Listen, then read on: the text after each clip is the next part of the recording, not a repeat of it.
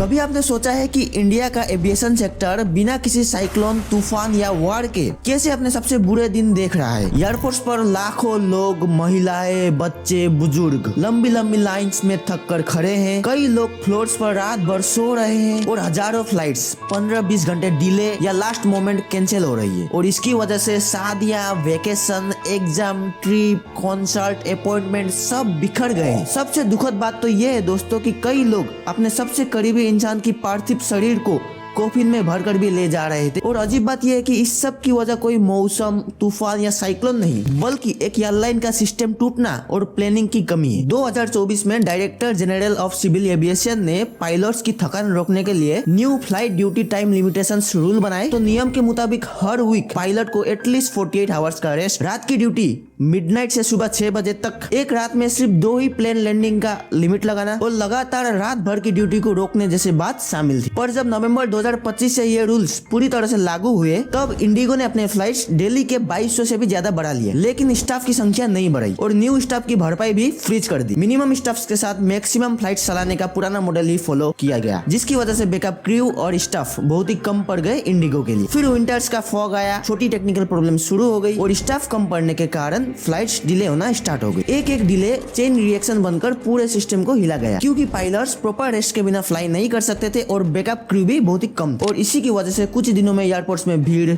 रोते हुए बच्चे, थके हुए पैसेंजर्स और परेशान फैमिलीज देखने को मिलने लगे। अब हाल ही में DCGA ने इंडिगो के CEO को एक शोकॉज नोटिस भेजा है, जिसमें पूछा है कि जब रूल्स पहले से ही बताए गए थे तब प्लानिंग और रोस्टरिंग में इतनी बड़ी कमी कैसे रह गई। और इसी बीच इंडिगो ने इस क्राइसिस में अफेक्टेड पैसेंजर्स के लिए 610 करोड़ का रिफंड भी जारी किया है और ऑपरेशंस को फिर से नॉर्मल करने की प्रोसेस भी शुरू कर दी है। लेकिन जैसे इन जैसी कंपनीज को सिर्फ पैसे से मतलब होता है, वैसे ही एक आम आदमी के लिए कुछ मोमेंट्स होते हैं, जैसे कि अपने फैमिली में पूजा या किसी की शादी, कोई मीटिंग, कोई अपॉइंटमेंट, दोस्तों या फैमिली के साथ वेकेशंस की प्लानिंग। ये सब कुछ मोमेंट्स होते हैं जो पैसे से भी बढ़कर होते हैं। और इंडिगो की इस लापरवाही और मनमर्जी की वजह से जाने कितने लोगों के ये मोमेंट्स छूट गए। तो उन सब की भरपाई क्या पैसे लौटाने से हो पाएगी? I don't think so. Well, आपको क्या लगता है इस क्राइसिस के बारे में? अपने थॉट्स को कमेंट में जरूर बताइएगा। मिलता हूँ आपसे अगली वीडियो में, तब तक के लिए गुड बाय, जय हिंद, वंदे मातरम।